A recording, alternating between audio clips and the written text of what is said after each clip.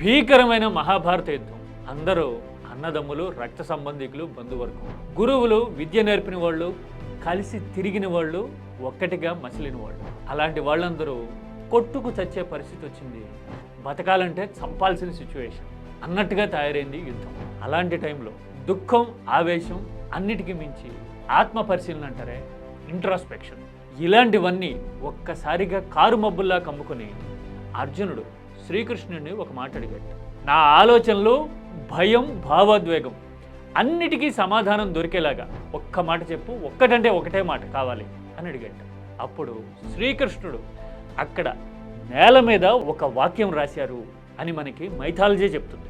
భగవద్గీత చెప్పారు సరే, దానికంటే కూడా జీవిత సారాన్ని, ఈ నేచర్ని, ప్రపంచాన్ని, భూత భవిష్యత్తు వర్తమాన కాలాల్ని ఒక్కటి చేసి ఆయన చెప్పిన ఒక్క వాక్యం, ఒక్క క్యాప్సూల్ లాంటిది. ఆ క్యాప్సూల్లోనే మనకి అప్పుడే కాదు, ఇప్పుడు బహుశా ఇంకెప్పటికైనా సరే వాస్తవం కనపడుతుంది ఆ వాక్యం. ఆ వాక్యం ఏంటో తెలుసా? ఇది కేవలం మైథాలజీకో, ఫిలాసఫీకో సంబంధించిన విషయం మాత్రమే కాదండోయ్. రాజకీయం ఉంది ఇందులో, మన జీవితం ఉంది ఇందులో. నిరంతరం మన పర్సనల్ లైఫ్లో ఫేస్ చేసే స్ట్రగుల్స్కి సమాధానం ఏంటనేది ఉంది. ఉద్యోగాలతోనూ, ఇతరులతో సంబంధ బాంధవ్యాల్లోనూ మనం ఫేస్ చేసే ఫ్రిక్షన్కి అసలు ఆన్సర్ ఆ ఒక్క వాక్యమే. తెలుసా మీకు? ప్రపంచాన్ని డిక్టేట్ చేస్తున్నది, నడిపిస్తున్నది, నిర్ణయిస్తున్నది ఆ వాక్యం. అదేంటో మనం మాట్లాడుకుందాం. ఇందులో రాజకీయం వస్తుంది, మన జీవితం వస్తుంది, మన భవిష్యత్తు కూడా కనిపిస్తుంది. అందుకోసమే చివరి వరకు మిస్ కాకుండా చూడండి. చూసిన తర్వాత మీ అభిప్రాయాన్ని షేర్ చేయండి. ఎందుకంటే ఇది క్వాలిటీ ఆఫ్ థాట్కి సంబంధించింది, మన లైఫ్కి సంబంధించింది, మనం బతుకుతున్న సొసైటీకి సంబంధించింది. అందుకోసమే మన అందరి పార్టిసిపేషన్, మీ participation important. This is key talks special initiative.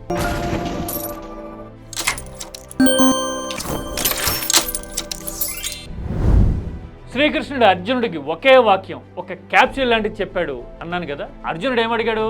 బాధ, భావావేశం, సందిగ్ధత, సవాళ్ళు అన్నిటికీ ఒకటే కావాలి సమాధానం అన్నాడు కదా. శ్రీకృష్ణుడు చెప్పిన వాక్యం ఏంటో తెలుసా? నేల మీద రాశాడు ఒక వాక్యం ఆయన అన్నాను కదా. అదేంటో తెలుసా? ఈ క్షణము వెళ్ళిపోతుంది అని రాశాడు. ఇంగ్లీష్లో చెప్పాలంటే దిస్ టూ షల్ పాస్ అని. అన్నిటికీ సమాధానం అందులోనే ఉంది. అసలు జీవితం, ప్రపంచం, ఈ ప్రకృతి, విశ్వం అంతా ఒక్క వాక్యంలో పెట్టి చెప్పాడు. ఆ వాక్యం స్పెషాలిటీ ఏంటో తెలుసా? ఈ క్షణము వెళ్ళిపోతుంది అంటే అర్థం ఏంటో తెలుసా? అందులో ఎంత బ్యూటీ ఉందో తెలుసా? ఆ వాక్యం ఎవరు చదివినా కానీ రియలైజేషన్ వస్తుంది, ధైర్యం వస్తుంది, క్లారిటీ వస్తుంది. ఎలాగా? చిన్న ఎగ్జాంపుల్. బాధలో ఉన్నవాడు చదివాడు అనుకోండి, దిస్ టూ షల్ పాస్, ఈ క్షణము వెళ్ళిపోతుంది అనేది ఎంత ఊరటిస్తుంది. అర్జునుడు దుఃఖంలో ఉన్నాడు కదా, ఈ క్షణము వెళ్ళిపోతుందంటే నీకు రిలీఫ్ ఉంది తొందరలోనే అని చెప్పాడు. అదే సంతోషంతో ఎగిరి దూకుతూ ఉన్నవాడు, గంతులేస్తూ ఉన్నాడు, తిరుగులేదు నాకు అని చెలాయిస్తున్నవాడు ఆ వాక్యం చూశాడు అనుకోండి, వెంటనే కళ్ళు తెరుచుకుంటాయి. దిస్ టూ షల్ పాస్, ఈ క్షణము వెళ్ళిపోతుందంటే దట్ ఈస్ టెంపరీ ఓన్లీ, జాగ్రత్త, కాళ్ళు నేల మీద పెట్టుకో అని అర్థం. హెచ్చరిక అది. అంటే బాధలో ఉన్నవాడికి ఐ ఓపెనర్, ఉత్సాహంలో ఉన్నవాడికి, దూకుడు మీద చెలరేగిపోతూ ఉన్నవాడికి అది ఒక హెచ్చరిక లాంటిది కదా. ఇలా ఏ మూడ్లో ఉన్నా కానీ, ఎలాంటి ఆలోచనలో ఉన్నా కానీ, ఏ పరిస్థితిలో ఉన్నా, ఎలాంటి సిచ్యువేషన్స్ ఫేస్ చేస్తూ ఉన్నా కానీ శ్రీకృష్ణుడు రాసిన వాక్యం జీవిత సారం, గీతా సారం. అందుకోసమే మనకి భగవద్గీతలో చాలా పాపులర్ అయిన ఒక శ్లోకం వినపడుతూ ఉంటుంది కదా. దుఃఖములు కలిగినప్పుడు దిగులు చెందని వాడును, దుఃఖములు కలిగినప్పుడు దిగులు చెందని వాడును, సుఖములు కలిగినప్పుడు స్పృహ లేని వాడును. ఉంది చూసారా? ఇలాంటి తత్వం ఒక 18 అధ్యాయాల్లో ఉంటే, ఒక విశ్వరూపం తోడై ఉంటే, అదంతా కలిపి ఒక్క వాక్యంలోకి తీసుకొస్తే ఈ క్షణము వెళ్ళిపోతుంది అనే సెంటెన్స్ అవుతుంది. అది జీవితం, భవిష్యత్తు అన్నిటికీ మించి మన ఛాలెంజెస్కి, సిచ్యువేషన్స్కి సమాధానం. పైగా సైకాలజీలోను, ఫిలాసఫీలోను, ఇండియాలోను మహాభారతం తెలిసిన వాళ్ళకే కాదు, వరల్డ్ వైడ్గా కూడా దిస్ టూ షల్ పాస్ అనేది ఇప్పటికీ ఒక తిరుగులేని సిద్ధాంతం. తెలుసా మీకు? ఇంపర్మనెన్స్ అనే మాట విన్నారా మీరు? తెలుసా మీకు? ఎలాగో ఆ సిద్ధాంతం ఇంపార్టెన్స్ ఏంటో మన రాజకీయానికి, మన పరిస్థితులకి, మన బతుకులకి దిస్ టూ షల్ పాస్ అనేది ఎలాగ పనికొస్తుందో, ఎలాగ టార్చ్ లైట్ లాగా దారి చూపిస్తుందో మాట్లాడుకుందాం ఇప్పుడు. మీకు తెలుసా, ఇంపర్మనెన్స్ అని ఒక మాట ఉంటుంది. సింపుల్ వర్డే. పర్మనెంట్ అంటే ఎప్పటికీ ఉండేదని కదా, ఇంపర్మనెన్స్ అంటే ఎప్పటికీ ఉండనిది అని. ఆ ఇంపర్మనెన్స్ నుంచే ఎవ్రీథింగ్ ఈజ్ టెంపరీ అనే దృష్టికోణం పుట్టింది. ఈ ప్రపంచం అంతా నడిచేది దాని మీదే. కావాలంటే మీరు చూడండి, ప్రపంచం అసలు ఈ విశ్వం ఆవిష్కృతమైనప్పటి నుంచి one thing is permanent, that is change కదా. మార్పు మాత్రమే శాశ్వతం, ఏది కాదు. కావాలంటే మీరు చూడండి, మొదట్లో మనం చదువుంటాం చరిత్రలో డైనోసార్లు ఉండేవి అని. అందులో హెర్బివారస్, కార్నివారస్ అన్నీ ఉండుండొచ్చు, మాంసాహారులు, శాకాహారులు. అసలు తిరుగులేని బలంతో ఈ భూగోళాన్ని శాసించుండొచ్చు. కానీ ఏమైంది? ఆ బలాన్ని కొట్టేసే ఉల్కో ఉత్పాతమో ఏదో వచ్చి పడింది కదా. అంటే ఎంత బలానికైనా కానీ ఒక విరుగుడు ఉంటుంది. దాని అర్థం అదే కదా. నాగరికతలు ఎవాల్వ్ అయినాయి, సామ్రాజ్యాలు వచ్చినాయి. చిన్న చిన్న సామ్రాజ్యాలు కూడా ప్రపంచాన్ని గడగడలాడించినాయి కదా. రోమ్ లాంటివి చూసుంటాం కదా. రోమ్ కత్తి దూస్తే ఎవరైనా సరే విలవిల్లాడాల్సిందే కదా, నెత్తురు పారాల్సిందే కదా. మరి ఏమైంది? ఆ మిరిమిట్లన్నీ ఏమైపోయినాయి? ఆ మిరిమిట్లే కాదు, మనకి ఇప్పటికీ నిల్చున్న పిరమిడ్లు కనపడతాయి, ఫారోలు కట్టారని చెప్తూ ఉంటాం. మరి ఆ రాతి కట్టడాలు కనపడుతున్నాయి, కానీ నాటి చరిత్ర ఏమైపోయింది? పాలకులు ఏమైపోయారు? అధికారం ఏమైపోయింది? మట్టి కలిసిపోలా.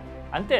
రీసెంట్ హిస్టరీ ఒక 100 ఏళ్ళు తిరిగేస్తే మహామహా యుద్ధాలు, ప్రపంచాన్ని శాసిస్తాము, గుప్పెట పట్టుకుంటాము, ఎదురు తిరిగిన వాళ్ళని గుంపులు గుంపులుగా నిర్మూలిస్తామన్న హిట్లర్ లాంటి వాళ్ళు ఏమయ్యారు?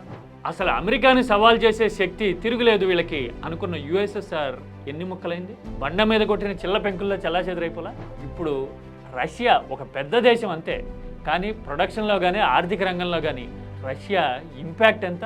చమురు ఆయుధాలు అమ్ముకుంటే తప్ప బతకలేని పరిస్థితిలో ఉంది రష్యా, అవునా కదా? అంతెందుకు అమెరికా కూడా ప్రపంచానికి పెద్దన్న, మొత్తం పోలీసింగ్ చేస్తూ ఉంది, పెత్తనం చేస్తూ ఉంది, కుంపట్లు పెడతా ఉంది అంటారు, కానీ ఆర్థికంగా శక్తియుక్తుల పరంగా కుప్పకూలుతున్న పరిస్థితి ట్రంప్ హయాంలో కనపడతా ఉంది కదా. చైనా లాంటి దేశాల ముందు ట్రంప్ మోకరిల్లాడు అంటే దాని అర్థం ఏంటి? స్లైడింగ్లో ఉంది అమెరికా.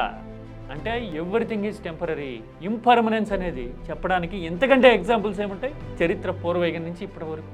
మరి మనం ఏంటి, ఎప్పుడు అసలు ఇలాంటి ఫిలాసఫీని, సైకాలజీని, వాస్తవాన్ని పక్కన పెట్టి ఎదుటోళ్ళ మీద పెత్తనం చేయాలని, ఎప్పటికీ మనమే కుర్చీల్లో ఉండాలని, మన అధికారానికి తిరిగి ఉండకూడదని, మన అహంభావాన్ని, ఆలోచనని ఎవ్వరూ క్వశ్చన్ చేయకూడదు, ఎవ్వరికి థాట్ రాకూడదు అని చెలాయించాలని, బిగించాలని ఎందుకు అనుకుంటాం? మరి దీనికి సొల్యూషన్ ఏంటి? థాట్లోనే ఉంటుంది. చెప్పా కదా, ఈ ఇంపర్మనెన్స్ అనే దాని చుట్టూ ఇప్పుడు ప్రపంచవ్యాప్తంగా రకరకాల సిద్ధాంతాలు రూల్ చేస్తూ ఉన్నాయి. తెలివైన వాళ్ళకి, ఆలోచన గల వాళ్ళకి, అన్నిటికీ మించి పీస్ ఆఫ్ మైండ్ కావాలి అనుకునే వాళ్ళకి దారి చూపిస్తూ ఉన్నాయి. ఏదో ఒకరోజు ఈవెంట్ పెట్టి హడావుడి చేసి యోగా డే లాంటి సంబరాలు చేసి చేతులు దులుపుకుంటే కాదు, ఆలోచనను అర్థం చేసుకుంటే మాత్రం ఈ ఇంపర్మనెన్స్ అనేది ప్రతి చోట కనపడతా ఉంది.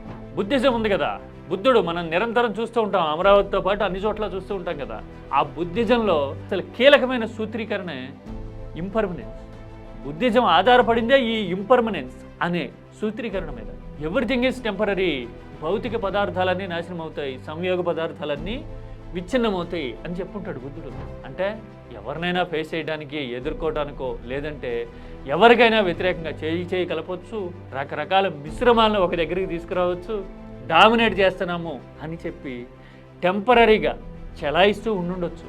కానీ అవన్నీ ఏదో ఒకరోజు విచ్ఛిన్నమవుతాయి అనే ఫిలాసఫీ బుద్ధిజానికి ఆరిజిన్ పాయింట్. మనం ఎప్పుడు మాట్లాడుకుంటూ ఉంటాం కీటాక్స్లో స్టోయిక్ ఫిలాసఫీ. మార్కస్ ఎరీలియస్ లాంటి రోమన్ ఎంపరర్ ఆవిష్కరించాడు ఈ ఆలోచన ధోరణి అని చెప్తాం కదా. అందులో కూడా అంతే, నీ శక్తియుక్తుల్ని, నీ సామర్థ్యాన్ని బలహీనుల మీద, ప్రత్యర్థుల మీద ప్రయోగించి వృధా చేసుకోకు. నువ్వు ఎప్పటికీ శాశ్వతం కాలేవు. కాలేనప్పుడు నువ్వు ఉన్న టైంలో ఎంత ఇంపాక్ట్ చూపించగలుగుతావు, ఎంతమందిని ప్రభావితం చేయగలుగుతావు, ఎలాంటి సంప్రదాయాన్ని, ఆలోచనని నీ ముందు తరాలకు ఇవ్వగలుగుతావు అనేది మాత్రమే చూసుకో అని చెప్తూ ఉంటాడు. ఎవ్రీథింగ్ ఈజ్ టెంపరీ అనే ఫిలాసఫీ స్టోయిసిజంలో కూడా ఉంటుంది. అందుకోసమే స్టోయిసిజం ఎప్పుడు పట్టి ఉంచటము, బలప్రయోగం చేయటం, దెబ్బతీయటం, ఎదుటోడి కన్నీటిలో ఈత కొట్టాలి అనుకునే మనస్తత్వానికి వ్యతిరేకం. అలాగని స్టోయిసిజం కన్సోల్ కూడా చేయదు, అంటే ఊరడించదు ఎవరిని.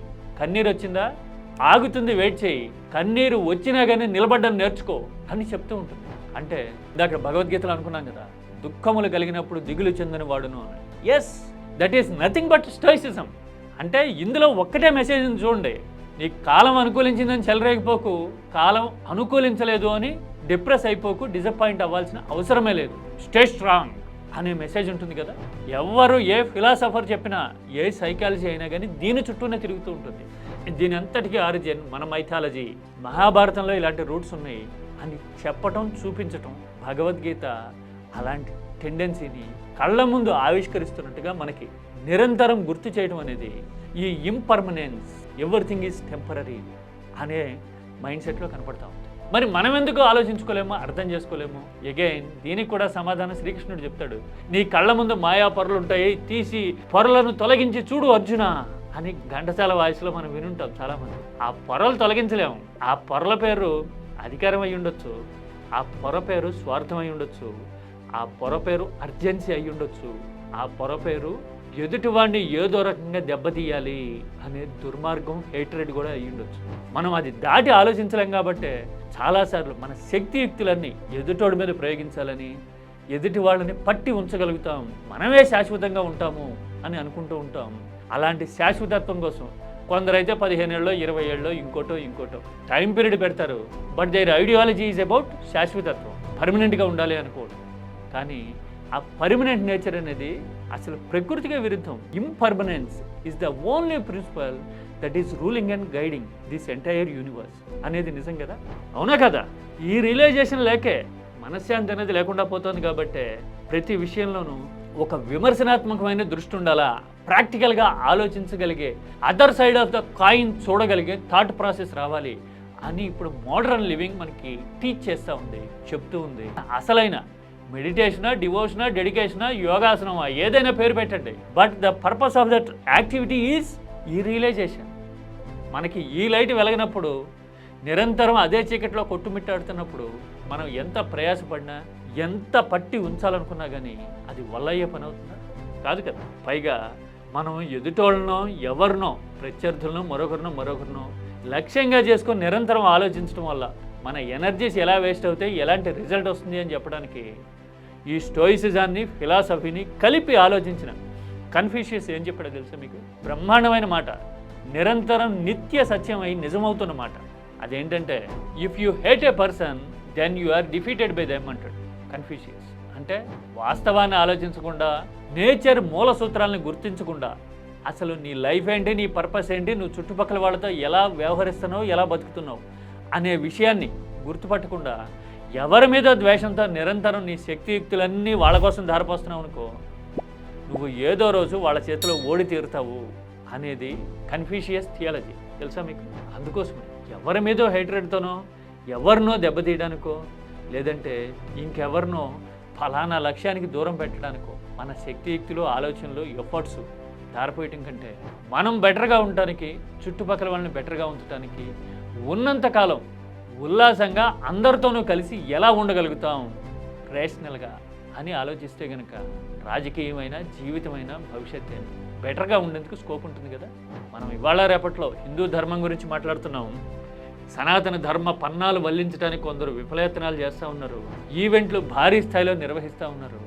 కానీ అసలు బేస్ లైన్ ఈ క్షణము వెళ్ళిపోతుంది అని గీతాకారుడు చెప్పిన వాస్తవాన్ని మాత్రం అర్థం చేసుకోలేని పరిస్థితుల్లో సొసైటీలో ఉన్నాము మనం. ఈ క్వశ్చన్కి మీరైతే సమాధానం ఏం చెప్తారు? ఆలోచనాత్మకంగా జీవితానికి పనికొచ్చే థాట్ని షేర్ చేయండి. మంచి మాట మరో నలుగురికి ఉపయోగపడుతుంది అని గుర్తిద్దాం. కీ టాక్స్ ఆలోచనలకు వేదిక.